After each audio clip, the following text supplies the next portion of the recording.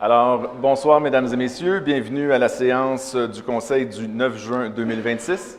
Bonjour aux gens qui nous suivent sur Facebook. Alors, comme à l'habitude, avant de débuter la séance et adopter l'ordre du jour, on fait le bilan de nos activités, des différentes choses qui se passent à la ville de l'Assomption. Tout d'abord, je vous rappelle l'invitation à deux grands événements de l'été, soit notre fête nationale qui va se dérouler le 23 juin, ainsi que l'exposition Cultura Expo Rive-Nord, qui est le week-end après. Alors, on fait le tour de la programmation de la fête nationale à la place Carl-Tremblay, c'est le 23 juin. Il y aura beaucoup d'animations dès 18 h pour toute la famille, venez en grand nombre. Ensuite de ça, il va y avoir une prestation musicale de Mme Frédéric Mousseau. Ensuite, on aura le discours patriotique qui sera tenu par des comédiens du théâtre Côte à Côte. Et notre grand spectacle à 21 h, c'est le spectacle Je reviens chez nous. Ça, c'est un spectacle qu'il y avait eu au théâtre pendant tout un été ici à Hector-Charland. Les artistes qui sont invités, c'est Marc-André Fortin, Gabriel des Trois-Maisons, Jean-Philippe Audet, Simon Fréchette et Frédéric Mousseau. Donc, c'est un répertoire c'est un retour sur le répertoire québécois, donc une très belle fête nationale qui vous sera proposée par des artistes de talent. Et je vous rappelle que pour les gens qui vivent dans le secteur de Saint-Gérard-Magella, on aura une navette qui vous amènera du secteur Saint-Gérard vers notre centre-ville. Et ensuite, le week-end suivant, soit du 26 au 28 juin, on se donne rendez-vous pour le Festival Cultura et Expo Rive-Nord. Encore une fois, c'est une grande fête de la culture et de l'agriculture qui se passe dans notre centre-ville. Donc, il va y avoir bien sûr le jugement des bovins. Il y a des bêtes, des animaux qui viennent de partout au Québec par des producteurs, des éleveurs. Il y aura aussi des zones famille, il y aura des animations, beaucoup de spectacles musicaux aussi sur la place Carl-Tremblay, beaucoup d'événements et de festivals. Alors, venez, profitez-en en grand nombre aussi. Puis, je vous invite à surveiller toute la programmation, les éléments. C'est très intense ce qui vous est proposé là, c'est le vendredi, samedi et dimanche. Beaucoup de plaisir. Donc, regardez sur le site web de la Ville et d'Expo Rive-Nord pour tous les détails.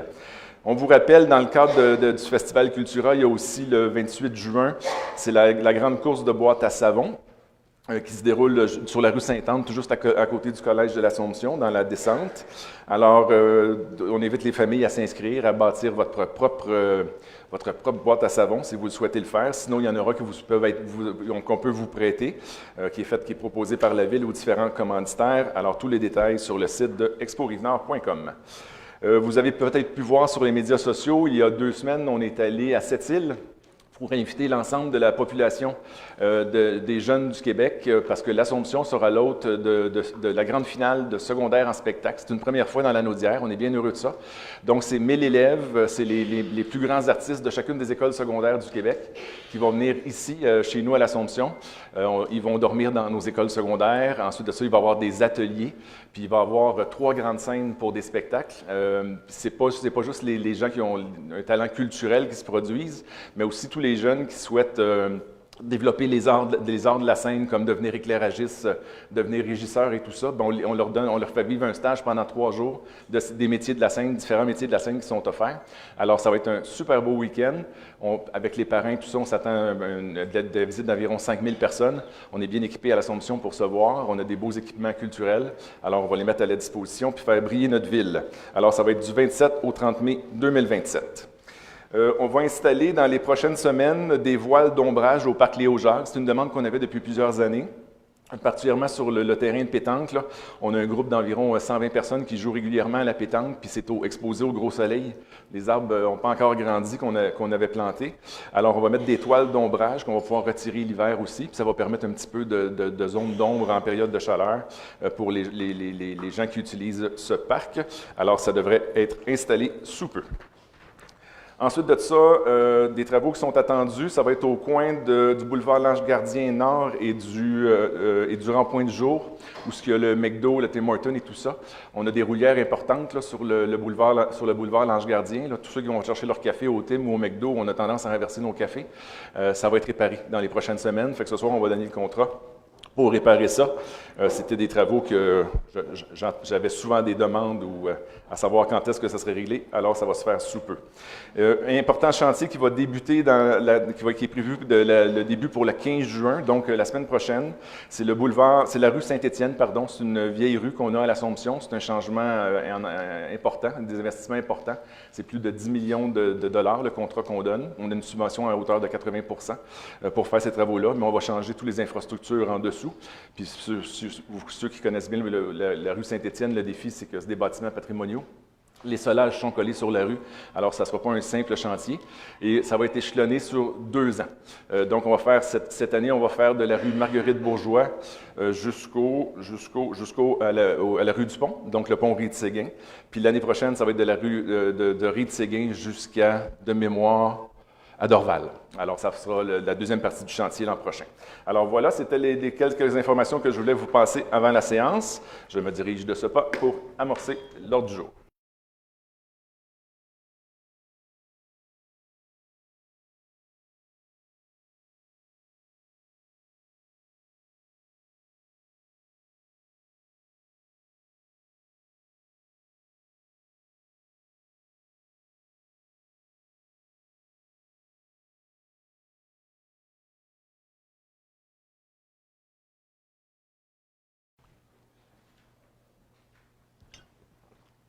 Alors, on commence. 1.1, c'est l'adoption de l'ordre du jour. Ça va être proposé par Mme Ayotte et M. Provost-Vanier.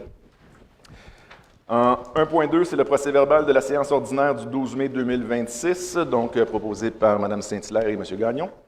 En 1.3, c'est l'adoption du procès-verbal de la séance extraordinaire du 21 mai par M. Moreau et Mme... Tu es absente, Audrey? Jonathan, merci. 1.4, c'est le dépôt et rapport de documents. Donc, c'est les rapports budgétaires au 31 mai 2026, le procès-verbal du CCU, puis les déclarations d'intérêt pécuniaire. Alors, c'est un simple dépôt, pas besoin de proposeur. En 1.5, c'est des reconnaissances d'organismes pour la Société d'Alzheimer de Lanaudière. Alors, nous reconnaissons la Société Alzheimer Lanaudière à titre d'organisme partenaire régional en vertu de la politique de reconnaissance et de soutien des organismes. Par cette reconnaissance-là, ça nous permet de leur donner des services, leur prêter des locaux, des choses comme ça. Donc, ça va être proposé par Mme Renaud et M. Gagnon. En 2.1, c'est le règlement 300-78-2026, modifiant le règlement 300-2015. Alors, ça nous permet de faire différents changements dans différents lieux de la ville. Tout d'abord, on va agrandir la limite de la zone P2-11, ce qui nous permet de augmenter la largeur des garages attachés. Ça nous permet de faire aussi des améliorations aux bâtiments accessoires détachés, de l'aménagement des stationnements municipaux, des piscines privées extérieures. Et le dernier point, ça concerne les abris d'auto, donc par M. Gariepi et Mme Martel. En 2.2, règlement 252-19-2026, modifiant le règlement 252-2018, décrétant la tarification pour le financement de certains biens, services et activités de la Ville de l'Assomption. C'est pour adoption du règlement. Alors ici, on vient modifier, entre autres, le règlement de stationnement qu'on implante. Donc, suppression de la zone bleue qui va être désormais une zone verte.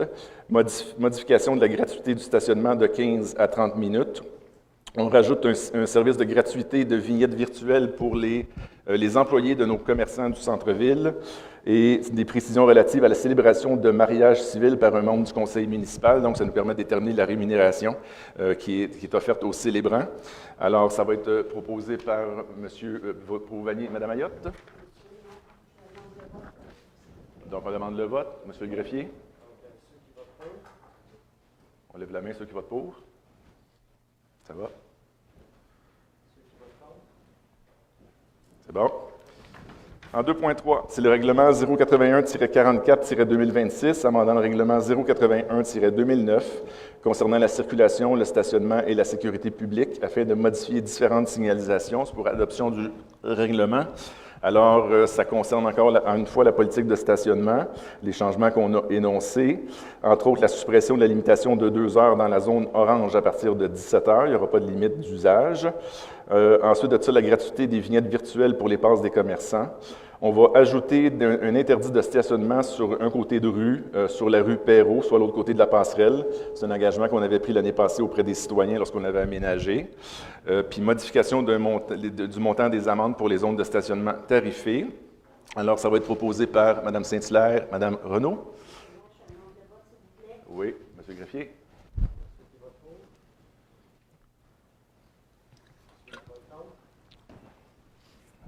En 2.4, protocole d'entente, groupe de scoutisme de l'Assomption. C'est pour l'utilisation et gestion et entretien des immeubles du 399 rue d'Orval. C'est une autorisation de signature. Alors, on autorise la signature par le maire et la greffière adjointe de l'entente avec le groupe de scoutisme L'Assomption relative à l'occupation, la gestion et l'entretien de l'immeuble, ici au 399 rue d'Orval. Donc, notre ancienne caserne qui est juste ici en bas va devenir le local de nos scouts qui attendaient depuis longtemps d'avoir un local permanent. Alors, on est bien heureux pour eux autres. Ça va être proposé par M. Gariepi et M. Provost-Vanier. En 2.5, une autorisation de gré à gré pour le projet d'étude de conception préliminaire du système d'ozonation du centre de traitement d'eau Jean Perrot. Alors, on autorise la dépense de 50 014 et 13 à la firme d'ingénierie GBI incorporée pour justement le système d'ozonation. Alors, M. Moreau et Mme Renaud.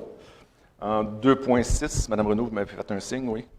En 2.6, service professionnel en contrôle qualitatif des matériaux pour les parcs Henri Fouché, Léo Polquet et Passe-Soleil. C'est un octroi de contrat pour une somme de 14 989 et 4 qu'on vient prendre dans le règlement d'emprunt 340-2025 afin d'octroyer le mandat à la firme Artelia pour la réalisation du contrôle qualitatif des matériaux.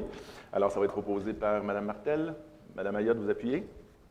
En 2.7, c'est l'achat de véhicules légers. C'est un mandat et autorisation pour le financement à la division des travaux publics.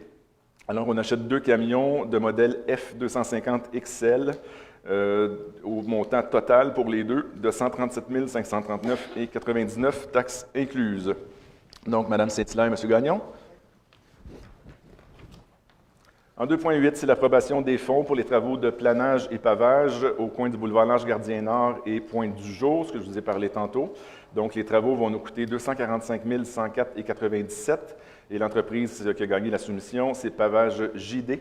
Alors, Mme Ayotte et M. Gariepi. En 2.9, c'est l'acquisition et installation de voiles d'ombrage pour le parc Léo-Jacques. C'est une somme de 45 967 et 1, taxes comprises, qu'on va financer dans le règlement d'emprunt 340-2025, puis on travaille avec la firme Voile Ombrage Québec. Alors, M. Moreau et Mme Renaud. 2.10, c'est les travaux d'aménagement et de construction du parc du Souvenir. C'est un octroi de contrat. On a eu 5 soumissionnaires pour les travaux. L'entreprise gagnante, c'est Terrassement Multipaysages Incorporé pour la somme de 329 268 et 75, taxes incluses, par M. Provost-Vanier et M. Gariepi. C'est vos secteurs. 2.11, c'est des financements pour les passes étudiantes. C'est une entente avec l'ARTM.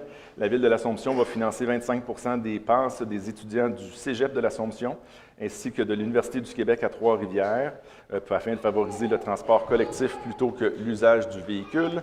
Alors, ça va être proposé par M. Moreau et Mme Renaud.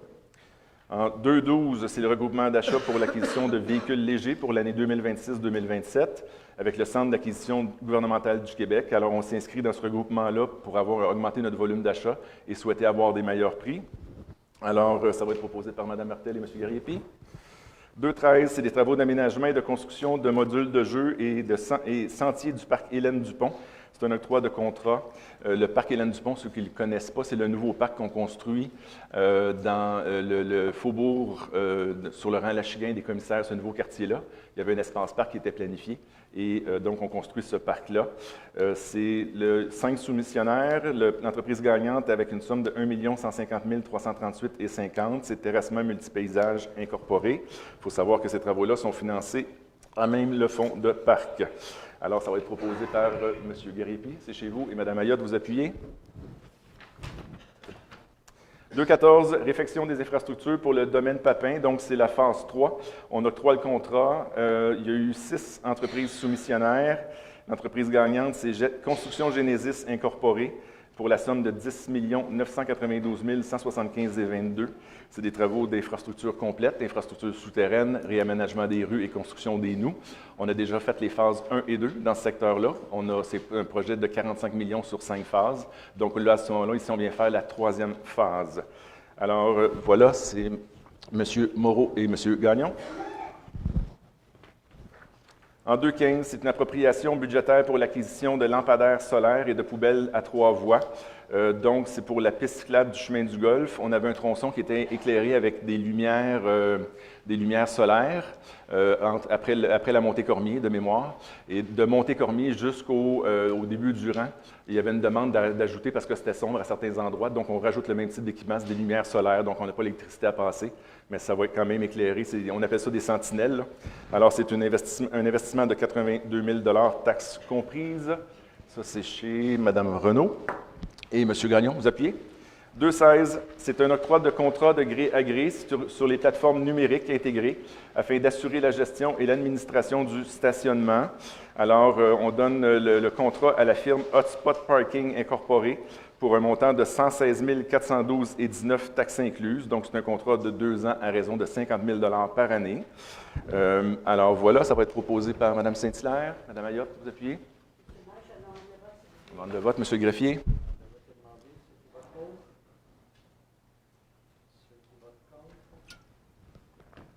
3.1, c'est la liste des paiements et liste des amendements au 5 juin 2026 pour ratification. Donc, la liste des paiements d'une somme de 3 508 815 $ au 5 juin 2026 et la liste des amendements d'une somme de 312 496,51 au 5 juillet 2026. Donc, ça correspond aux dépenses courantes du mois de mai. Alors, ça va être proposé par M. Provost-Vanier. M. Guerrier-Py, vous appuyez. 3.2, maintien des actifs municipaux, c'est une affectation budgétaire. On impute le montant maximal de 357 000 $ taxes comprises au règlement parapluie 340-2025 pour les interventions prioritaires identifiées au PTI 2026, donc le plan triennal d'immobilisation. C'est des dépenses prévues au budget. Ça va être proposé par M. Moreau. Mme Renaud, vous appuyez. 3.3, travaux de réfection des infrastructures de la rue Allard. C'est une libération provisoire. C'est des travaux qu'on a fait dans les 2 dernières années. On est rendu au certificat de paiement numéro 12 pour la facture 47 987 avec la firme BLR Excavation pour la somme de 12 553,97. Ça se trouve à être chez... Je pense que c'est Mme Martel. La rue Allard, c'est chez vous? Non? Rue Allard? M. Gagnon? Mme Renaud? 3.4, heures de glace au club de patinage de vitesse de la région de Lanaudière. La Ville de l'Assomption n'est pas en mesure d'offrir des heures de glace à ce club-là. Alors, on leur donne une subvention pour acheter des heures ailleurs pour une somme de 8 467,20 $, donc au club de patinage de vitesse de Lanaudière. Mme Saint-Hilaire, M. Gagnon. En 5.1, c'est les dépôts et approbations des décisions relatives à la structure organisationnelle, aux ressources humaines, aux dépenses et contrats. Donc, on approuve les décisions de la direction générale qui nous ont été présentées par Mme Ayotte et M. Provost-Vanier. En 5.2, c'est les comités de retraite, c'est la nomination d'un membre de la partie patronale. Alors, nous remercions Mme Mireille Dumontet, qui est chef de division des ressources humaines, qui siégera au nom des cadres sur ce comité de retraite avec la Ville de l'Assomption, puis aussi au comité de retraite des policiers et policières de la Ville de l'Assomption. Donc, ça va être proposé par M. Guerrier-Py, appuyé par M. Gagnon. 5.3, c'est l'embauche et la nomination d'un trésorier et chef de division de la trésorerie. Notre trésorier avait quitté il y a maintenant 1 mois, alors on a fait le processus de recrutement. Nous accueillons et saluons la nomination de M. Samuel Brosseau à titre de trésorier en chef et de la division de la trésorerie. C'est un monsieur qui occupait le même poste, mais à la municipalité de Saint-Félix-de-Valois. Alors, on est bien heureux de l'accueillir à l'Assomption et de profiter de ses compétences. Alors, Mme Ayotte, vous en faites la proposition. M. Provost-Vanier, vous appuyez. En 7.1, c'est l'adoption du plan de sécurité civile. C'est notre édition 2026. C'est quelque chose qu'on refait à tous les années. Alors, Mme Saint-Hilaire, Mme Renaud. Maintenant, c'est les points de l'urbanisme. Je vais céder la parole à Nathalie Ayotte. Bonsoir à tous. Nous allons débuter en 9.1 avec les demandes au niveau du PIA. Donc, le 172 rue Meilleur. Il est résolu d'accepter la construction d'une nouvelle habitation unifamiliale isolée de 2 étages avec garage attaché, telle que soumise par le demandeur aux conditions suivantes: qu'une garantie financière soit exigée afin d'assurer la réalisation complète des travaux autorisés, que la demande de permis complète soit déposée à la division de l'urbanisme dans un délai maximal de 6 mois suivant l'adoption de la résolution et qu'une contribution monétaire pour fin de parc soit versée.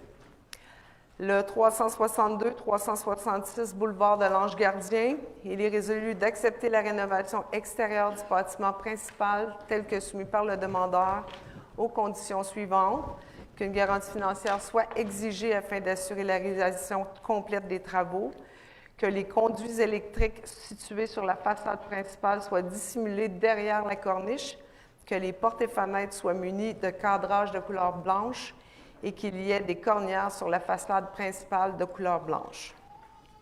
Le 1000 et le 1100 Place des Flécheuses, il est résolu d'accepter la construction de 2 nouvelles habitations multifamiliales isolées de 5 étages avec garage souterrain pour un total de 118 nouvelles unités de logement telles que soumises par le demandeur.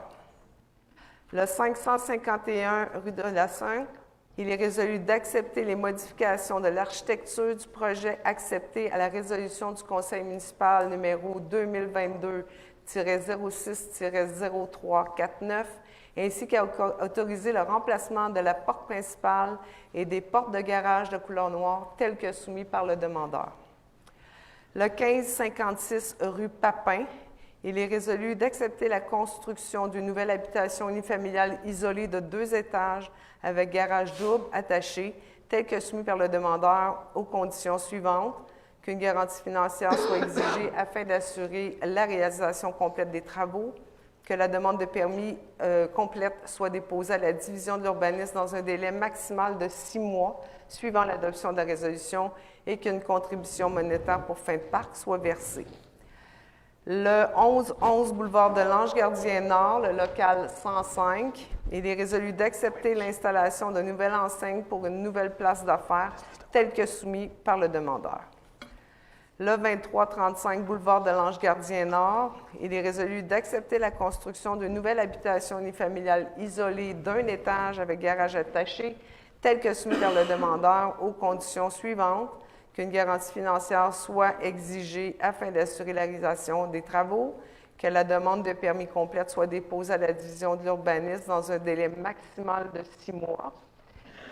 Le 11 rue Jobin, il est résolu d'accepter les modifications de l'architecture du projet telles que soumises par le demandeur à la condition suivante: qu'une garantie financière soit exigée afin d'assurer la réalisation complète des travaux. Toutes les demandes précitées sont conformes à la recommandation du Comité consultatif d'urbanisme du 20 mai 2026. Alors, pour tous ces points, ça nous prend un proposeur. M. Gariepi, Mme Martel.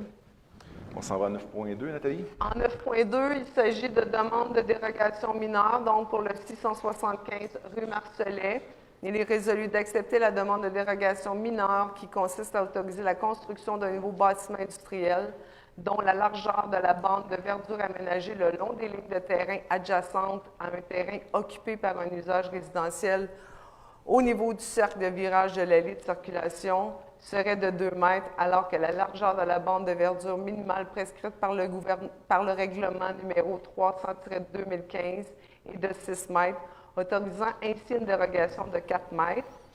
La largeur de la bande de verdure aménagée le long de la ligne de rue serait de 2,5 mètres, alors que la largeur de bande de verdure prescrite par le règlement de zonage numéro 300-2015 est de 3 mètres, autorisant ainsi une dérogation de 0,5 mètres. Le 1556 rue Papin, il est résolu d'accepter la demande de dérogation mineure qui consiste à autoriser la construction d'une habitation unifamiliale isolée dont la marge avant serait de 8,52 mètres, alors que la marge avant minimale prescrite par le règlement de zonage est de 10,11 mètres, autorisant ainsi une dérogation de 1,59 mètres. Alors, ça sera proposé par Mme Saint-Hilaire. M. Gagnon, vous appuyez. Peut-être juste, Nathalie, avant que tu continues. Le bâtiment que vous avez vu sur la rue Marcelet, c'est un bâtiment dans la zone Actec, l'ancienne Electrolux, et ça va être de la production de crevettes qui va être faite là. Donc, ça va être des crevettes de l'Assomption qui vont être exportées à travers le Québec et l'Est du Canada. 9.3. En 9.3, c'est une demande auprès du ministère de l'Environnement et de la lutte contre les changements climatiques pour un projet de redéveloppement sur les lots 5 462 319, 2 891 502 et 2 891 500, situés entre le 441 et le 491 rang de l'Achigan. Alors, il est résolu d'autoriser la firme JBI Expert Conseil à déposer toute demande jugée nécessaire auprès du ministère de l'Environnement et de la lutte contre les changements climatiques relativement aux travaux municipaux requis pour la réalisation éventuelle du projet PPCMOI numéro 13-2025, de confirmer que conditionnellement à l'acceptation des plans de génie civil par la Ville, à la signature d'une entente relative aux travaux municipaux, ainsi qu'à l'acceptation finale et définitive de ces travaux, la Ville exigera toute servitude en sa faveur pour assurer le passage et l'entretien de ces infrastructures réalisées par le promoteur qui seront cédées à la Ville. Par M. Moreau. Mme Renaud, vous appuyez?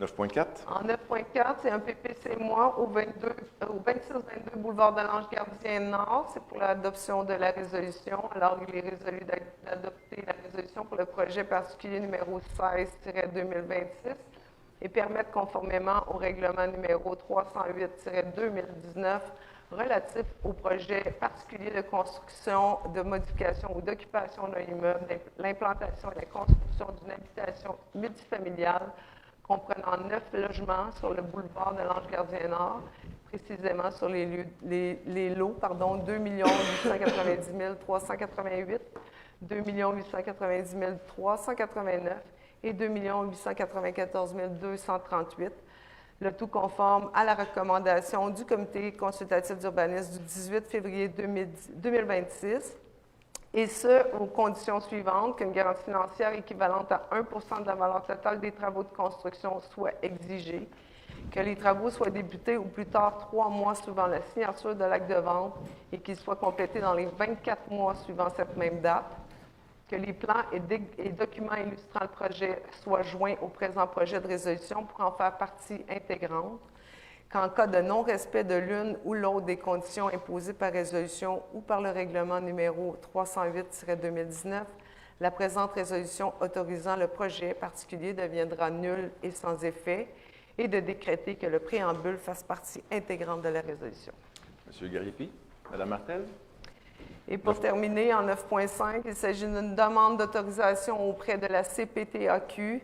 Donc, il est résolu d'autoriser le dépôt d'une demande d'utilisation à une fin autre que l'agriculture auprès de la Commission de la protection du territoire agricole du Québec, afin d'autoriser un usage autre que l'agriculture sur une partie du lot rénové 2 891 271, ainsi que sur une partie d'un lot non cadastré correspondant à la rivière de l'Achigan pour une superficie totale approximative de 0,22 acres, soit une emprise permanente de 0,18 acres et d'une emprise temporaire de 0,04 acres, afin de permettre des travaux de stabilisation et de réhabilitation d'un glissement de terrain en bordure du 850 chemin Beauchamp à l'Assomption, à proximité de la rivière de l'Achigan. La demande vise également à obtenir une autorisation d'une durée de 5 ans. Madame Saint-Hilaire, Monsieur Garipi, chez vous. En 11.1, merci Nathalie. En 11.1, c'est les subventions et activités de financement pour les organismes. Alors, à l'organisme Panda de la MRC de l'Assomption, on fait un don de 300 $ pour le soutien aux activités pour les jeunes atteints du TDAH. Ensuite de ça, on a fait l'achat d'un billet au coût de 125 $ taxes en su pour assister à l'événement dîner du maire de Mascouche qui s'est tenu le 2 juin 2026. Commandite du tournoi de golf annuel de la Chambre de commerce de la MRC de l'Assomption qui se déroule au mois d'août. La Ville achète un foursome, donc 4 personnes, 4 billets à 1 100 $ avant les taxes. Ça va être proposé par M. Garipi et Mme Martel. Alors voilà, c'est ce qui met un terme à la séance. Nous allons maintenant procéder à la période de questions. Je nous rappelle les règles de bienséance. Donc, on vous invite à venir au micro, à décliner votre nom et votre adresse, s'il vous plaît, pour fin de note. Bien sûr, on tente de garder un climat de respect. On évite de chahuter ou de crier, s'il vous plaît. On est une société civilisée. Et la période de questions va durer 30 minutes. Donc, je vous invite à faire des questions courtes, s'il vous plaît, pour permettre aux gens qu'il y ait plus de gens qui puissent poser des questions. Alors voilà. Bonsoir. C'est parfait. D'accord. Mon nom, c'est Andréane Laberge-Poirier. Mon nom, prénom, avez-vous besoin? Je suis résidente de l'Assomption. Dans le fond, ma question, c'est plus, pas spécifiquement sur le sujet des parcomètres, c'est plus sur la vision de la gestion du trafic. Et effectivement, du stationnement, mais c'est plus avoir votre vision globale parce que je ne suis pas capable d'avoir mes réponses. Vous avez dit qu'il y a plus de 1800, en tout cas un nombre vraiment incalculable de voitures au centre-ville, puis on le ressent avec la fin du cégep. Je n'ai pas l'impression que l'ajout de parcomètres va régler ce problème-là. Donc, je voulais avoir vos solutions à ce sujet-là, premier aspect. Et deuxième aspect, en quoi l'ajout de parcomètres va vraiment régler le manque de stationnement? Parce que vous avez dit que, mettons, on va rajouter 200 places de stationnement, mais on ajoute également 700 étudiants l'année prochaine. Donc, pour moi, c'est pas les mathématiques ne fonctionnent pas. Okay. Donc, j'aurais besoin de vos lumières. Je vais tenter de vous résumer ça. Oui. Effectivement, à la base, on reçoit, il y a 5000 étudiants ici à l'Assomption, niveau secondaire, niveau cégep, niveau universitaire. On estime à 1800 véhicules chaque jour, des autos, là, parce qu'il y a des étudiants qui viennent en auto. On le vit. Donc, ce qui amène beaucoup de circulation, route 341, route 343. On a aussi une demande du Cégep de l'Assomption d'agrandir. Ils nous ont fait une demande d'acheter un terrain pour agrandir et donner un potentiel de 700 nouveaux étudiants. Pour l'instant, le conseil municipal a décliné cette demande-là, justement parce qu'on dit on ne peut pas en prendre plus, on a déjà des problèmes de circulation, des problèmes de stationnement. À travers tout le Québec, je vous dirais, dans la région métropolitaine, il restait 2 cégeps, c'était nous et Terrebonne, qui n'avaient pas le stationnement payant. Il faut savoir que notre cégep ici offre seulement 30 espaces de stationnement, alors tous les 1770 autres, ça s'en va dans nos rues. Avec ça, c'est un enjeu qu'on a. Nous, ce qu'on ne voulait pas, c'est qu'améliorer le défi de stationnement, on ne voulait pas que ça soit au fardeau des citoyens. On ne voulait pas que ça soit sur le compte de taxes. Alors, ça nous prenait un système qui nous permettait d'avoir l'utilisateur payeur. La personne qui utilise le stationnement doit le payer. Et ça, c'est pour ça qu'on utilise le mode parcomètre. C'est quand tu stationnes, tu contribues au coût de la société de ton passage ici. Et c'est avec cet argent-là, ce que ça nous permet de faire, on estime dans les budgets prudents, là, la première année, là, à des revenus potentiels de 400 000. Vous avez pu voir ce soir que l'implantation du système, c'est 50 000 $. Oui, mais c'est ça. Tous les chiffres, je les comprends. Parfait. Je comprends l'argent que ça peut revenir, mais je ne vois pas en quoi ça va aider le trafic, qui est vraiment l'enfer. Ça nous permet 2 choses. Ça nous permet d'investir dans des stationnements pour libérer nos rues, parce qu'actuellement, nos rues, il y a beaucoup d'autos. Puis, je ne sais pas si vous avez vu, la ville de l'Assomption est beaucoup médiatisée dans les dernières années à cause que la police qui harcèlerait nos étudiants. Mais il faut savoir que c'est nos citoyens qui se plaignent à la police parce que les étudiants sont mal stationnés. Là, on intervient, puis là, après ça, on est médiatisé. Fait que je pense que ça reflète le problème qu'on a. Fait que c'est la première chose qu'il faut régler. Maintenant, avec l'argent des parcomètres, on investit dans des stationnements de proximité autour du cégep. C'est ce qu'on veut faire. Donc, éviter le trafic dans les rues. Puis ensuite de ça, on va aussi subventionner avec la RTM 25 % sur les passes de stationnement. Éventuellement, ce montant-là, on aimerait pouvoir l'augmenter pour qu'il y ait plus de gens qui utilisent le transport en commun.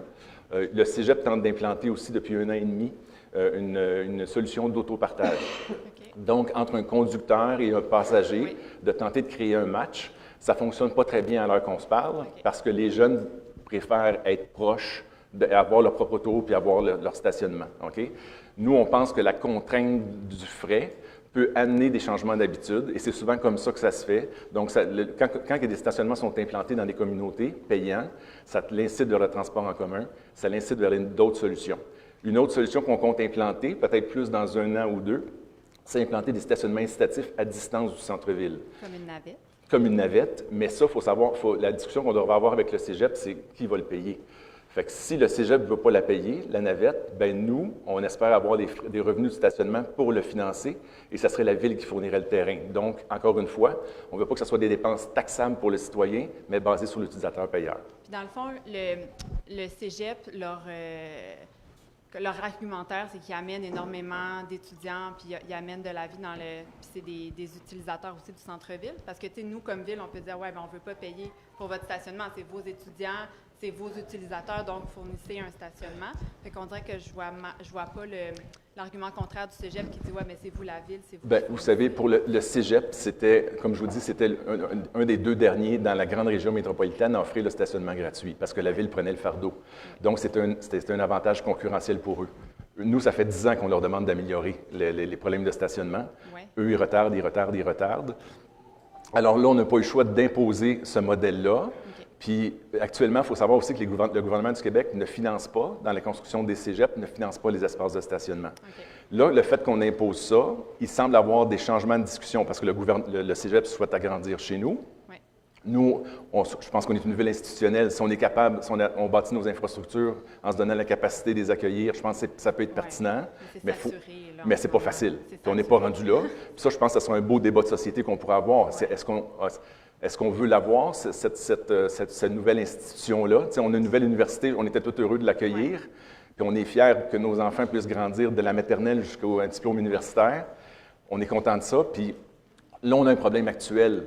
Le problème actuel, c'est l'espace qu'on a qui nous manque. Si on est capable de le régler, moi, je pense que dans 10 ans, dans 20 ans, on pourra avoir rendu service à notre communauté, d'avoir pris des mesures courageuses comme celle-là, et impopulaires, on en est pleinement conscient, mais pour permettre à notre communauté de se positionner pour l'avenir. Fait que c'est un long calcul qu'on espère va nous amener à quelque part, mais ne rien faire n'était pas une solution. Non, mais je comprends, mais en fait, je voulais voir une vision plus large que simplement le parc commun. Oh oui, je m'excuse. OK, je laisse la place.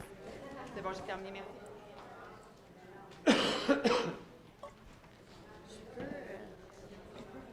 Oui, bien sûr. On va donner sur graphie. Oui. Bonjour, Monsieur le maire. Bonjour. Mesdames et Messieurs les conseillers. Je me présente, je m'appelle Amélie Bédard-Sanson. Je suis la gérante du Pop à Vape situé au 298 boulevard de l'Ange-Gaspé. Je suis ici aujourd'hui afin de demander la réévaluation d'une demande concernant l'éclairage de notre commerce. Je tiens d'abord à préciser un élément important. Je ne souhaite pas modifier la façade du bâtiment. Je ne souhaite pas modifier les enseignes. Je ne souhaite pas remplacer les luminaires existants.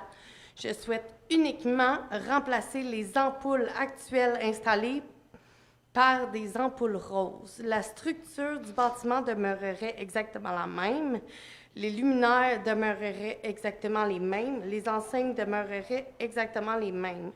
La seule différence serait la couleur de la lumière émise en soirée. L'objectif n'est pas de créer une nuisance ni un affichage agressif, mais simplement d'harmoniser l'éclairage avec l'image de marque déjà présente sur le commerce. Comme vous pouvez le constater sur la photo que je vous ai apportée, les contours de nos vitrines sont déjà roses et font partie intégrante de notre identité visuelle. L'ajout d'ampoules roses permettrait simplement de compléter cet aspect visuel sans modifier l'apparence du bâtiment durant le jour.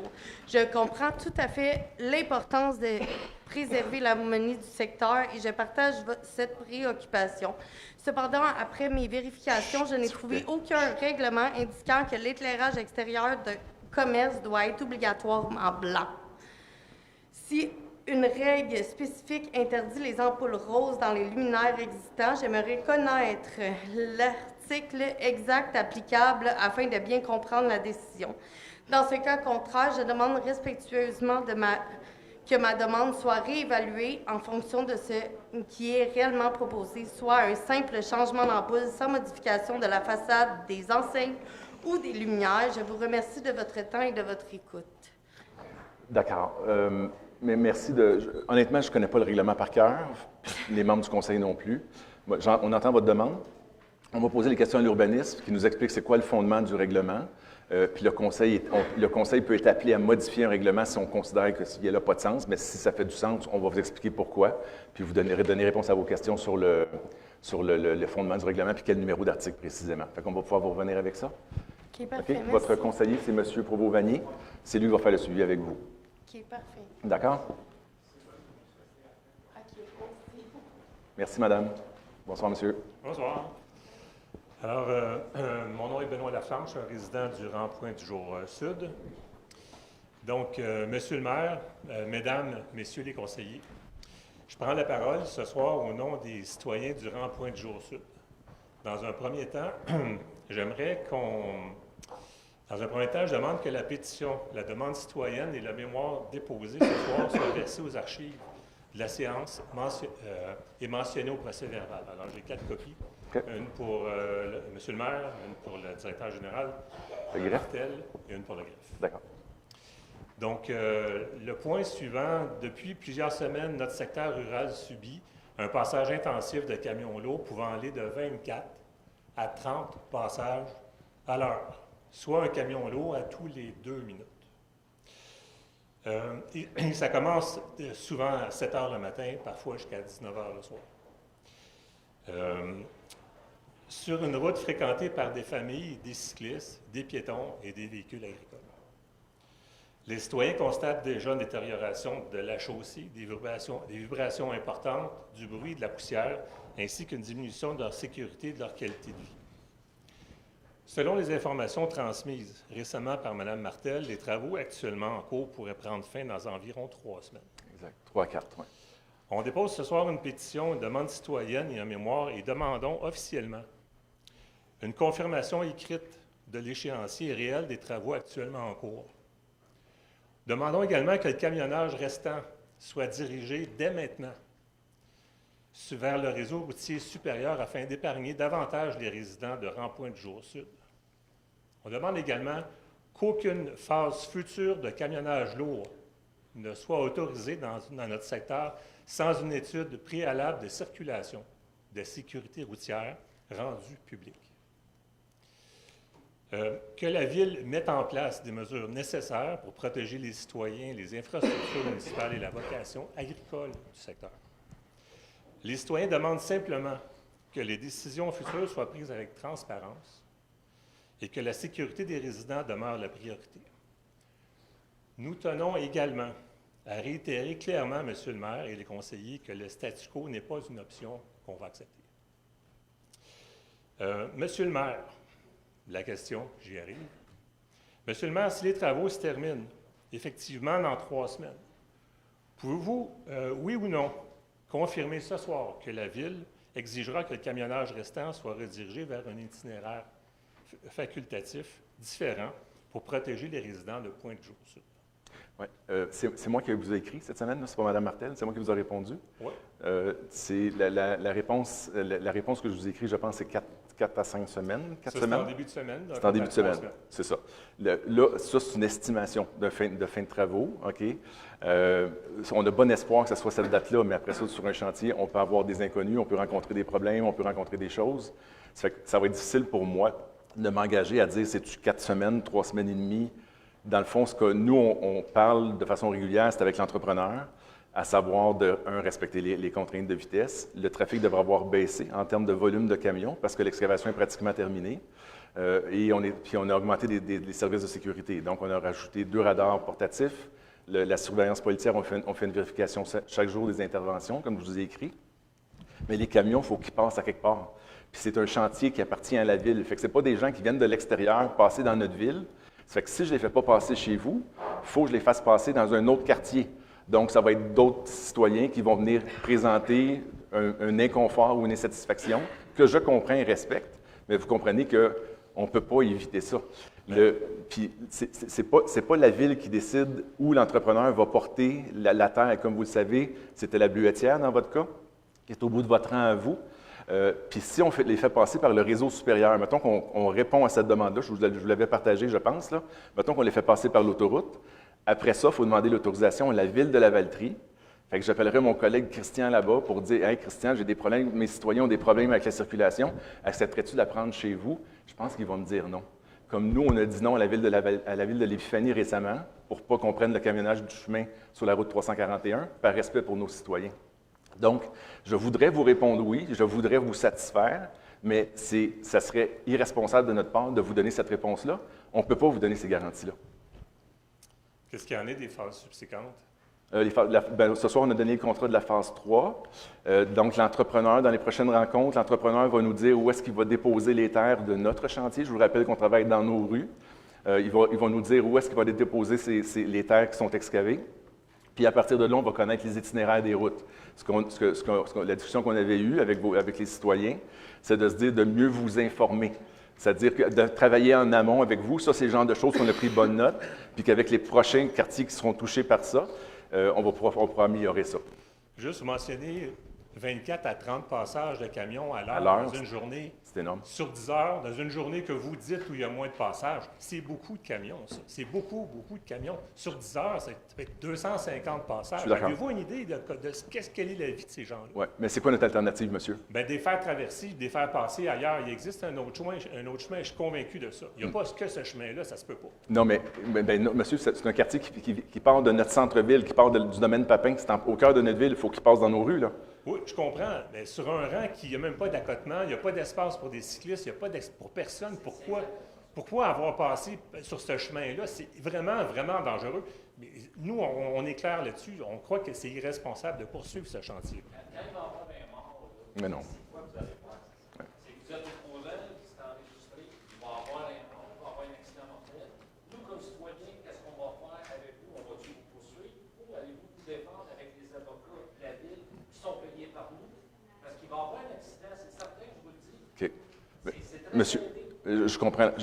Non, ça va. Puis je reçois le message, puis de façon standard, on est supposé venir au micro, OK? Parce que c'est parfait. C'est attendu. C'est entendu, mais encore une fois, si je ne les fais pas passer chez vous, je les fais passer dans un autre quartier, puis c'est d'autres citoyens satisfaits. Là, on vit dans une communauté, c'est des travaux publics qui passent sur un chemin public. Je sais que c'est désagréable, je sais que ça comporte des dangers. Nous, on va prendre nos responsabilités. Qu'est-ce qu'on peut faire pour améliorer les choses? Mais vous savez, je peux pas juste dire je transfère le problème dans un autre quartier. C'est d'autres citoyens satisfaits. Je veux, là, vous comprenez, j'entends ce que vous me dites, mais il n'y a pas d'alternative logique où je dis hey, je vais vous soulager, puis je vais le passer ailleurs, le problème. Je ne peux pas faire ça. Ça ne serait pas responsable de la part du conseil, là. Monsieur, il faut venir au micro. Mais on va prendre la pétition, monsieur, puis on le comprend, là, puis je suis désolé de ne pas pouvoir vous satisfaire. Oui, merci.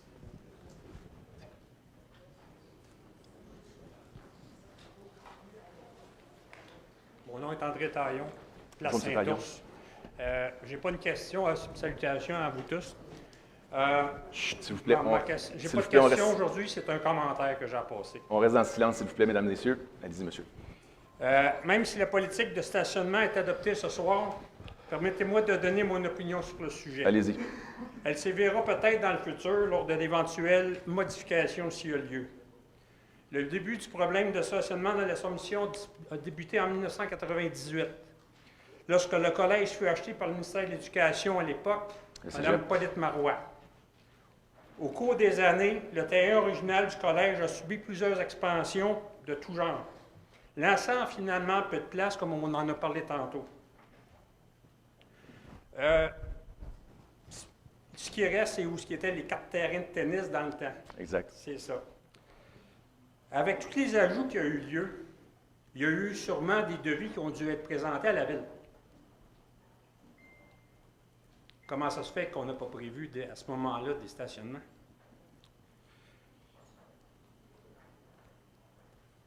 Comment se fait-il qu'on n'identifie pas le problème à ce moment, on n'a pas identifié ce problème-là à la source? Comme on ne peut pas retourner en arrière, nous voyons que la situation du manque d'espace dans la ville. De cette situation, ce soir, on impose un complexe méga projet de stationnement payant. Les utilisateurs payeurs. Ils fourniront des revenus pour améliorer et optimiser le stationnement numérique dans quelques points de forme dans la politique qu'on lit.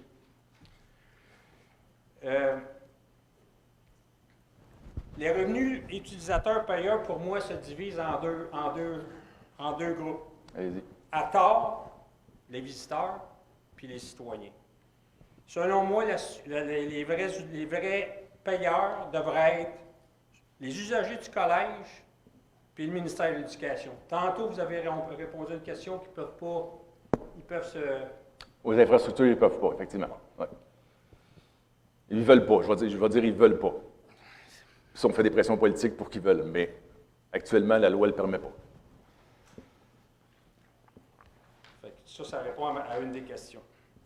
Je ne suis pas contre la présence du collège, au contraire, j'y ai été. On est fiers de ça. Mais au risque de me répéter, le problème n'a pas été pris à la charge dès le début. On ne peut pas y revenir en arrière. Le ministère de l'Environnement, le ministère a certainement beaucoup d'argent dans ce qu'on voit aujourd'hui. Mais il devrait peut-être en avoir un petit peu quand même. Dans la situation actuelle, on peut comprendre l'administration de la ville qu'il est certainement plus facile d'installer des parcomètres que d'aller chercher de l'argent au gouvernement.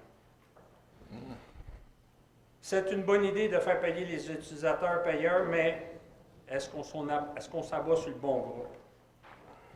Monsieur le maire, merci beaucoup de permettre aux citoyens de la ville d'utiliser gratuitement les zones de stationnement, à l'exception des zones mauves, bien sûr, dédiées en bonne partie au théâtre et les bâtiments administratifs du côté ouest. Je suis membre du théâtre depuis tout le début. J'assiste au moins à une vingtaine de spectacles par année. Par le fait même, nous allons au restaurant à peu près à chaque occasion.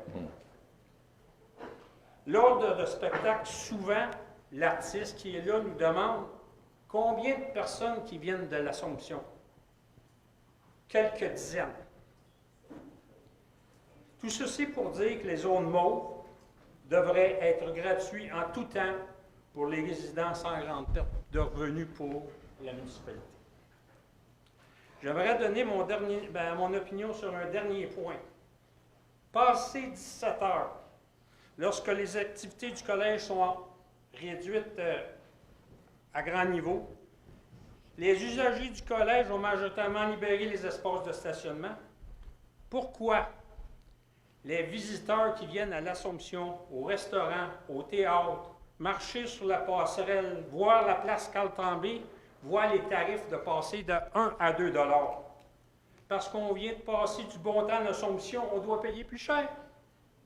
Merci de m'avoir écouté. Ouais.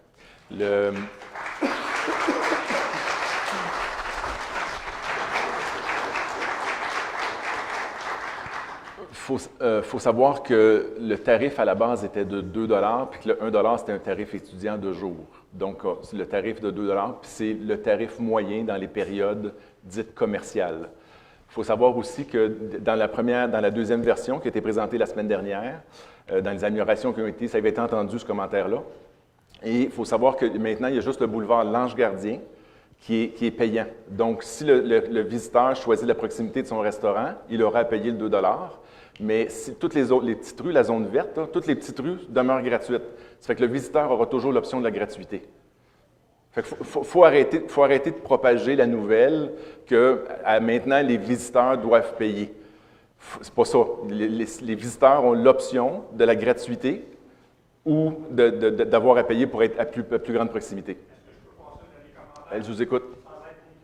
Allez-y. Les visiteurs, eux, les personnes qu'on parle qui sont potentiellement visiteurs, eux sont pas prêts. OK. On va aller ailleurs. Puis les autres vertes, les visiteurs, ils ne les connaissent pas. Les gens arrivent à l'Assomption, c'est quoi les autres vertes? Les gens, OK. ils voient le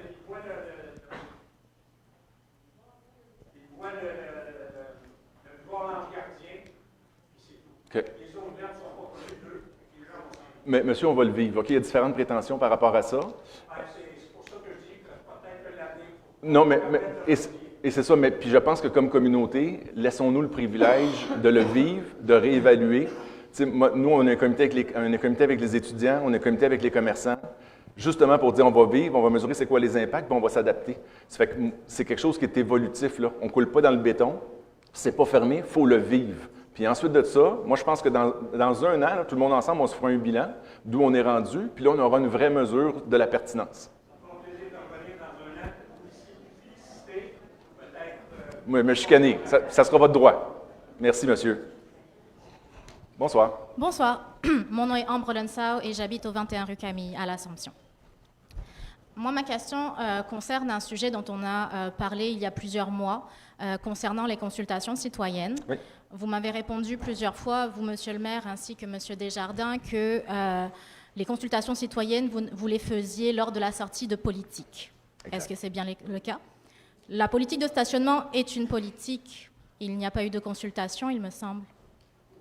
Bien, c'est-à-dire, quand je vous dis des politiques, c'est la politique des parcs, c'est la politique de la culture, c'est la politique de l'environnement. C'est des grands dossiers qu'on élabore sur 10 ans.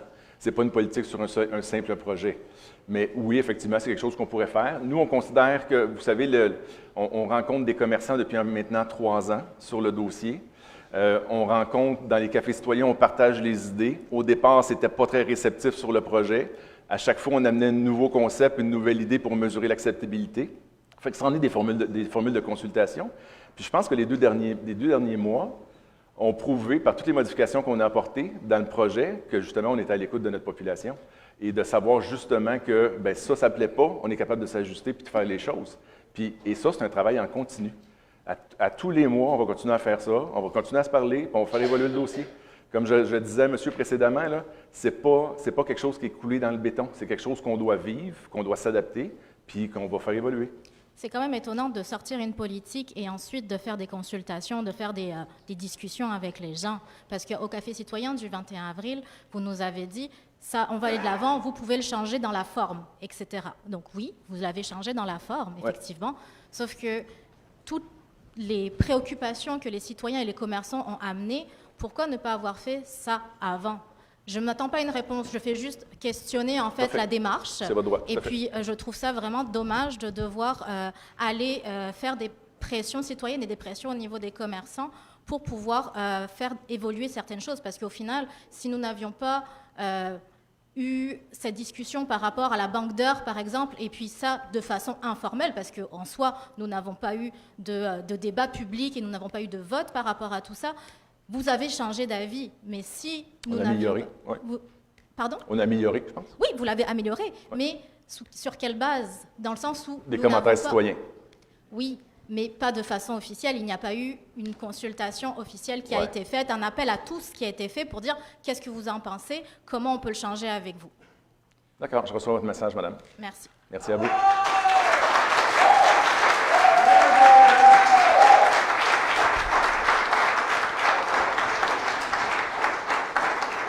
Oh oui, montez le micro, monsieur. Il faut vous entendre, allez-y. Okay. Bonsoir, monsieur le maire. Bonsoir. Mesdames et messieurs les membres du conseil, bonsoir également. Je suis Martial Zounon, j'habite sur la rue de la Valinière, à l'Assomption. Je souhaite d'abord exprimer la reconnaissance accordée à la société Alzheimer, Lanaudière. Cette décision m'amène à une question concernant les relations entre la ville et les organismes communautaires. Allez-y. Je suis président fondateur de la Fondation Solidarité Afrique-Canada. Le 22 juillet 2025, donc l'année dernière, j'ai envoyé une correspondance à la ville afin de présenter notre organisme, mais également d'explorer d'éventuelles possibilités de collaboration. Okay. Et je n'ai jamais reçu de réponse à cette correspondance-là. Alors, j'aimerais savoir si cette correspondance a été bien reçue et plus généralement, quel est le processus que la ville utilise pour assurer le suivi des demandes ou des propositions provenant des organismes de bienfaisance reconnus ainsi que des organismes communautaires de façon générale. Je pose cette question notamment parce que notre organisme, la Fondation Solidarité Afrique-Canada, réalise actuellement un projet destiné aux personnes aînées financé par le gouvernement du Canada. Alors, nous aimerions savoir éventuellement comment des citoyens de la ville de l'Assomption, des aînés donc, peuvent bénéficier de ce projet-là qui est en cours. Merci. Okay. Merci pour la question.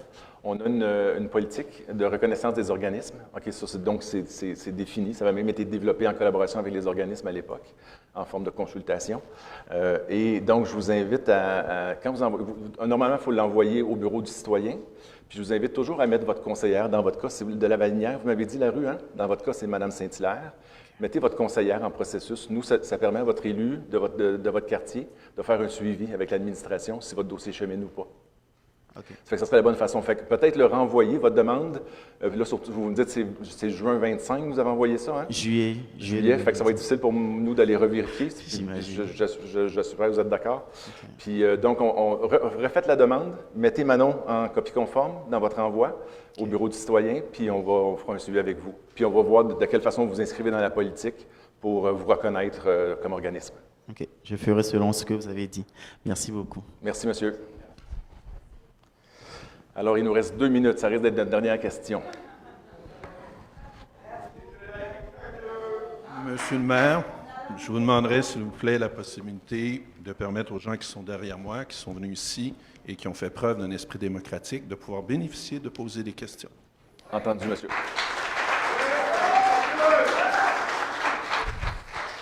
Vous me permettrez de dire que le mot dictature est peut-être un peu fort. J'ai pas compris. Tout d'abord, J'ai pas compris, monsieur, votre j'ai dernier dit, vous me commentaire. permettrez de dire que le mot dictature est peut-être un peu fort. OK? Quand les gens mentionnent ça, si on vivait sous une vraie dictature, ce serait une autre chose. J'ai 4 points. Le premier, vous dites qu'il y a un problème de stationnement à l'Assomption. Juste votre nom. Luc Pépineau, résident de l'Assomption. Vous mentionnez qu'il y a un problème de stationnement à l'Assomption. Est-ce que je sache, ce problème dure depuis des années? Exact. Ma première question, pourquoi avoir accordé un pavillon universitaire sans aucun stationnement? Ben, j'ai un peu répondu tantôt. Vous savez, la ville s'est bâtie sur ses institutions. Je pense que c'est ce qui est de la personnalité de l'Assomption aujourd'hui, c'est construite autour de ça. Qu'une ville, quand moi j'ai entendu l'opportunité qu'on pourrait peut-être accueillir une université, et j'en suis le responsable, là, c'est moi qui ai créé le problème, là, si vous le considérez comme un problème. Quand on a senti qu'on avait l'opportunité, moi j'ai parlé avec mon conseil municipal pour dire est-ce qu'on met tout en œuvre pour les accueillir, sachant qu'on allait peut-être créer un nouveau problème. Puis avec le défi qu'on aura à le régler éventuellement, puis améliorer les choses. Parce que moi, je continue à croire qu'une ville de 25 000 habitants au Québec, il n'y en a pas beaucoup, qu'on peut faire de la maternelle jusqu'au baccalauréat, puis que c'est un avantage, puis qu'on veut un centre-ville qui est style campus. C'est ce qu'on construit. Je pense à le Pascal Tremblay, je pense à tout ça. On veut que les gens soient bien ici. On veut qu'il y ait des retombées économiques pour nos gens aussi. Et d'où l'ouverture, et éventuellement accepter ou tout faire pour accepter un agrandissement du cégep. Ça, c'est notre position de conseil, mais on pourra en débattre en communauté. C'est la volonté qu'on a. Mais ça peut être remis en question et perçu différemment. Effectivement, parce que, vous me permettrez, c'est un commentaire, je ne comprends pas qu'on est devant un problème et on l'accentue. Dans un deuxième temps, vous mentionnez à plusieurs reprises le système d'utilisateurs payants en faisant référence aux étudiants. À ce que je sache, les étudiants ne sont pas là le soir, ne sont pas là la fin de semaine, ne sont pas là, presque 4 mois par année. Pourquoi y a-t-il des tarifs alors qu'il n'y a pas d'étudiants? Si c'est de l'utilisateur payeur, que ces tarifs ne soient précisés que lors des moments où il y a des étudiants et que les autres moments, il n'y a pas de tarif. Bien, c'est-à-dire dans les zones vertes, dans toutes les rues. Je parle dans toutes les zones. Il y a juste la zone orange qui est tarifée et comprends. la zone mauve. Puis la zone mauve, c'est parce qu'on fait des investissements. Donc, les utilisateurs payeurs, dans votre définition, ce ne sont pas les étudiants, ce c'est sont pas les juste ça. étudiants et les gens qui utilisent. C'est les gens qui utilisent leur véhicule et un espace de stationnement. Donc, c'est des gens qui viennent de l'extérieur. Entre autres. Qui viennent et que vous allez décider de, en guillemets, tarifer. Troisième point, le méandre, c'est comme ça que j'appelle ce coin-là, moi. On est d'accord? Il y a 4 entrées. Il y a 4 ponts. Ben, 3 ponts, 2 routes. Bon. Comment on va s'assurer que les visiteurs soient bien avisés d'un système de stationnement à 4 zones? 2. Ben, moi, je regarde, j'ai 4 couleurs malgré tout. J'ai du vert, du orange, du jaune, du mauve. Fait qu'il y a 4 zones. Bien, c'est-à-dire, les zones mauves, ce n'est pas des stationnements de rue, on s'entend. Actuellement, c'est soit des stationnements privés. Et pourquoi qu'on les rend mauves et payants? C'est parce qu'il y a des ententes puis un partage de revenus avec ces gens-là. Le théâtre Hector-Charland perçoit des revenus alors qu'on se parle. Ils ne nous donnent pas leur stationnement puis le mettre sous gestion. Fait qu'on va payer un loyer au théâtre avec les revenus. Et nous, ça nous permet de l'intégrer dans l'offre. Même chose pour derrière le Uniprix, puis derrière le coût monté. C'est des stationnements privés tarifés, alors qu'on se parle. Pas derrière le Uniprix, mais derrière le coût monté. Et là, maintenant, on l'offre, on le met. Fait que dans l'application, ça va être facile de se retracer pour dire où est-ce que j'ai du stationnement. OK, vous dites que ça va être facile. C'est là où je vous dis que je me permets de douter. Bien, vivons-le. Parce que le visiteur va regarder, je regarde la fiche, il y a 4 couleurs.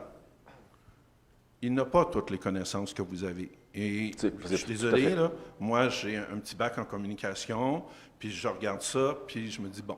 Après ça, je me dis, comment je fais, etc. Comment ces gens-là vont être clairement informés pour éviter une contravention? Puis vous allez me permettre le jeu de mots. Comment éviter que Destination d'Assomption devienne Destination Contravention? Parce que pour les gens de l'extérieur, c'est 4 couleurs. Et là, est-ce qu'il va y avoir des panneaux? Parce que je me suis dit, OK, mais moi, je regarde la rue Vadnais, là, justement. Il y a actuellement un panneau stop au début, il y a un panneau stop à la fin. Comment on va indiquer aux gens qui viennent que là, s'ils stationnent à tel endroit, ça peut être tarifé? comment la personne de visu va savoir qu'elle doit rentrer dans une application? Oui. Bien, vous savez, quand vous allez à Montréal, quand vous allez n'importe où, quand vous allez à Joliette, vous allez à Victoriaville, là, vous ne connaissez pas le plan de stationnement. On est-tu d'accord? Non. Vous arrivez, vous stationnez votre véhicule, puis là, vous regardez, puis il y a une petite affiche avec un no parking ou un parking avec des consignes dessus. Donc, le citoyen qui vient nous visiter, il n'a pas à prendre le système global, le plan de stationnement de la Ville d'Assomption. Il va regarder sa petite pancarte, puis là-dessus, il va être guidé. Il y a un code QR qui va être sur nos affiches. Je comprends bien. Des affiches qui existent déjà. Mon problème, c'est qu'il n'y a aucun poteau dans ma rue. Ben, Donc, il faudra en pour rajouter. 50 000 vous allez rajouter des poteaux dans toutes les rues? Donc, c'est-à-dire, on va travailler pour la majorité sur des poteaux existants. Donc, il y a déjà des contraintes de stationnement à l'Assomption. Des endroits, c'est 1 heure, des endroits, c'est 2 heures. On utilise ces poteaux-là pour la majorité, puis on en rajoute quelques-uns. Mais dans l'investissement de départ, là, le plan d'affichage qu'on fait, là, moi, quand les gens me posent la question sur le budget de départ, c'est 50 000 pour l'application, 40 000 environ pour le nouvel affichage, puis ça, on le fait juste la première année. Après ça, c'est récurrent. On ne fait pas une dépense récurrente, là.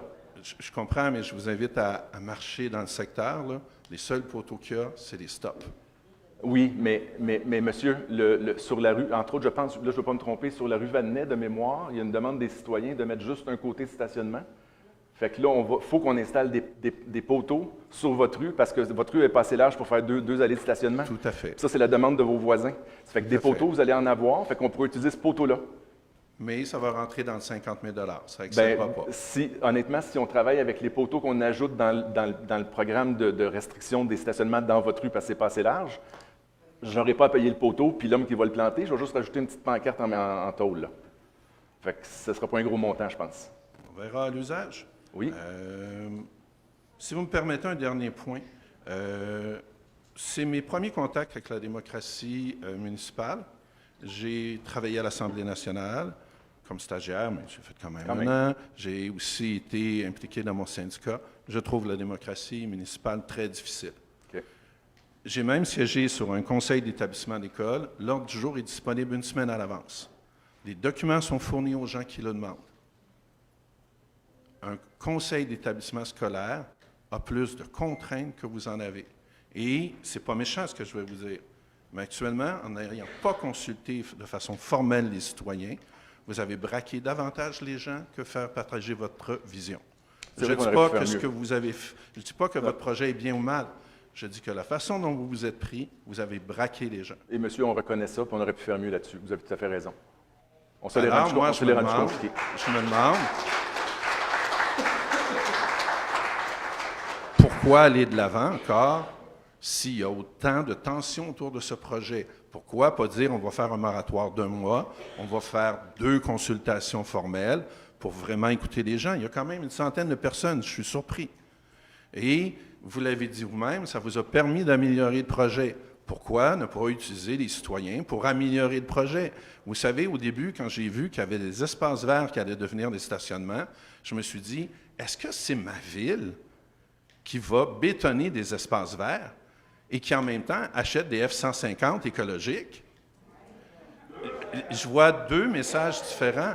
Et c'est pas méchant. Ce que je veux dire par là... J'entends votre commentaire, mais je ne vais pas y répondre. Ce que je veux dire par là, c'est qu'il faut avoir un message cohérent. Les citoyens ont envie de partager ce message avec vous, mais ça doit se faire de façon formelle. Quand vous parlez d'un café citoyen ou d'une rencontre à la place Carl-Tremblay, ce n'est pas une rencontre formelle. Vous vous nuisez. Et vous nuisez à... Puis c'est pas méchant, là. C'est peut-être pas... Il n'y a pas de mauvaise intention, mais ça crée une dynamique qui n'est pas gagnante. Mais, monsieur, j'entends votre opinion. Je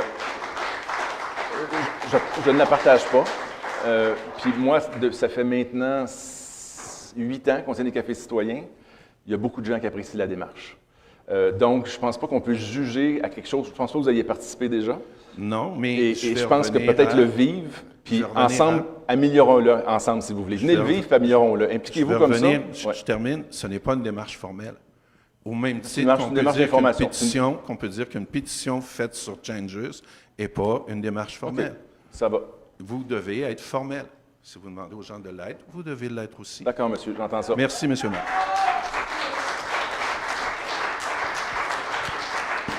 OK, là, s'il vous plaît, je prends 2 dernières questions, puis après ça, on se rend disponible pour les autres. Le conseil va rester sur place, vos conseillers vont être en mesure de vous répondre. D'accord? Oui, c'est une question quand même assez rapide. Le document que vous avez remis aux citoyens fait référence au règlement 006-2000. Malgré mes nombreuses recherches, le règlement ne semble même pas accessible en fait aux citoyens. Pourtant, les lois municipales québécoises ils reposent sur le principe que les règlements doivent être publics, mis à disposition du public. Donc, comment vous voulez faire respecter le règlement si le public n'est même pas capable, en fait, de lire le règlement et de le voir?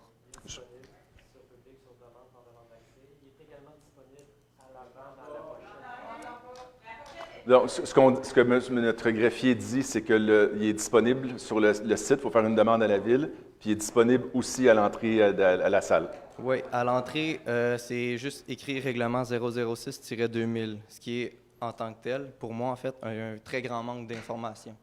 Donc, pour ces motifs, moi, je demanderais que la séance de questions soit quand même un peu plus allongée, s'il vous plaît.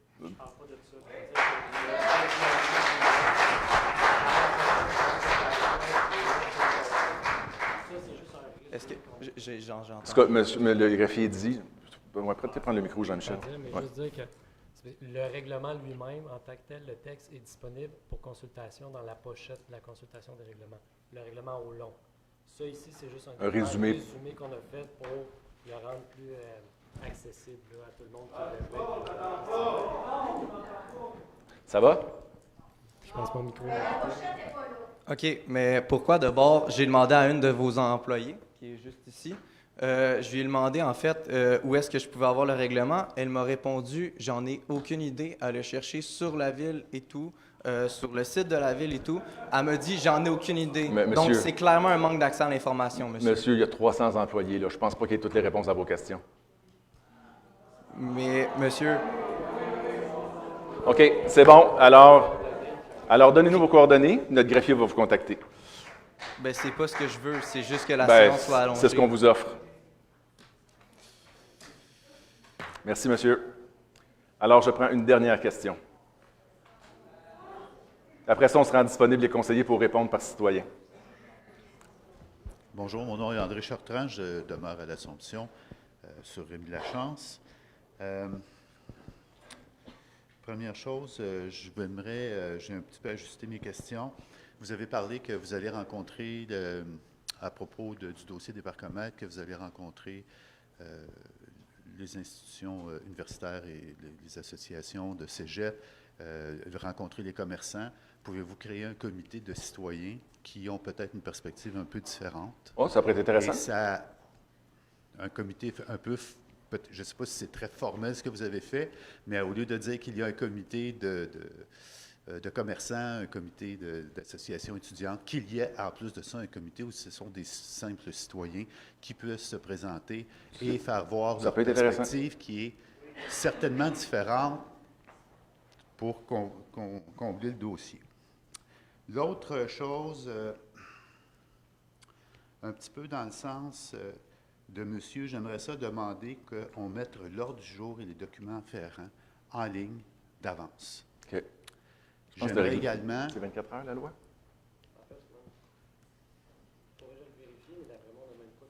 Il n'y a pas de délai? OK, mais on va tenter d'améliorer ça, monsieur. Mais ça se peut qu'il y ait des modifications sur l'ordre du jour, parce qu'on en rentre jusqu'au lundi matin, là. Fait que ça se peut, on pourrait le déposer de façon temporaire, comme nous, les élus, on reçoit, mais ça peut que ça soit bonifié. Fait qu'il faudrait pas... Il suffit de... comme on voit dans d'autres organisations, ça. Quand il y a des choses temporaires, il y a toutes sortes de façons... Mais ça ne sera pas une modification écrit en travers, préliminaire. Projet d'ordre du jour, Parfait.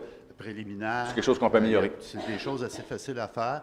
Dans la même veine, je trouve qu'il manque beaucoup de choses sur concernant la documentation sur le site Internet de la Ville.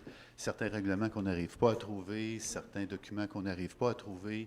Je pense que ça nécessiterait une amélioration sérieuse dans le but... Notre site Web va jouir d'investissement. De faire en sorte que les citoyens puissent être informés avant de se présenter dans un conseil, puis de pouvoir poser les questions pertinentes. On ne peut pas arriver puis vous poser des questions qui ont du bon sens. Ouais. Vous avez adopté aujourd'hui comme 25 résolutions On en a pris connaissance en après-midi. Quand je suis arrivé, les documents afférents, les projets de règlement ne sont pas présents.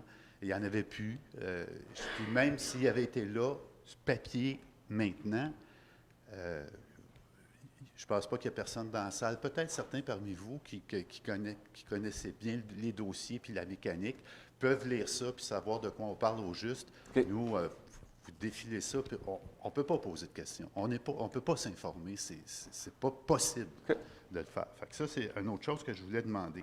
Dernière question, monsieur. Dernière question, s'il vous plaît. Oui. Dernière question. Je pense que c'est sur le point 2.2 de l'ordre du jour. Il y a un règlement que vous avez adopté et je voudrais savoir si j'ai bien compris que les changements, je pense que c'est dans ce règlement-là que les changements à l'annexe E vont faire en sorte qu'il n'y aura plus de canaux puis plus de navettes cet été. Il n'y aura plus de quoi? Plus de canaux, canoës. Il y a plus de, non, c'est-à-dire il y a des canots puis il y a des kayaks, mais il n'y a plus de navettes, effectivement. Il n'y a plus de navettes. L'année passée, on a fait... Dans le règlement, c'est écrit qu'on enlève le mot canot. OK, il va falloir que je vérifie. Puis qu'on enlève... là, je ne me souviens pas par cœur de tous les chiffres, là, mais est-ce que je comprends bien qu'il n'y aurait plus de navettes? La navette, ça a été proposé au Conseil. On a fait des statistiques des 3 dernières années. Puis le coût versus le nombre de citoyens qui en profitaient, on a décidé de le retirer. C'est un choix du Conseil. C'est une question je pense que ça nous coûtait très, très cher par usager, par citoyen qui l'utilisait. C'était plus logique de maintenir le service. Et je vais quand même prendre la peine de finir avec une dernière demande parce que je vais la formuler devant vous. Je l'ai formulée plusieurs fois déjà avec d'autres personnes. Malgré l'adoption des règlements, je souhaiterais qu'on mette un moratoire sur la question des parcomètres dans le but de remettre à plat le problème auquel on veut répondre avec ce projet-là, puis de permettre une consultation citoyenne plus formelle et plus étendue que ce qu'on a eu, parce qu'à mon avis, c'est un projet qui a un impact très important sur la ville de l'Assomption. Je pense que ça vaudrait la peine d'essayer de refaire un peu la démarche autour de ça. Merci. C'est vraiment la dernière question. Bonjour, mon nom est Serge Lanoux, je demeure sur la rue Saint-Joseph. Bonjour. J'ai une question concernant la demande pour le parcomètre. Vous dites qu'il va falloir s'inscrire. Oui. Quelles sont les données que nous allons devoir inscrire? On ne voulait pas que vous vous inscriviez sur l'application qu'on utilise. Okay? Fait que vous allez devoir le faire, votre inscription, ça va être sur le site web de la Ville, qui est un site sécurisé. Et là-dessus, l'information que vous allez être donnée, une fois que vous êtes enregistré, votre permis de conduire nous montre que vous êtes un citoyen de l'Assomption, votre plaque est enregistrée, on détruit vos données. Fait que ça se fait tout sur le Ville de l'Assomption, où on a déjà beaucoup d'informations à votre sujet. Merveilleux, c'est sécurisé. C'est ça. Petite question. Le 400 000 que vous avez dit qu'on va récupérer... Estimation de revenus, 400 000. Est-ce que c'est la nouvelle estimation? Non. C'est encore l'ancienne, puis vous avez coupé des frais? Non, c'est pas mal. Je vous dirais que c'est de 400 à plus que ça, mais on préfère donner des chiffres prudents, puis vivre la situation avant de créer des attentes qu'on n'est pas sûr de rencontrer. Merci. Merci à vous. Alors, on propose...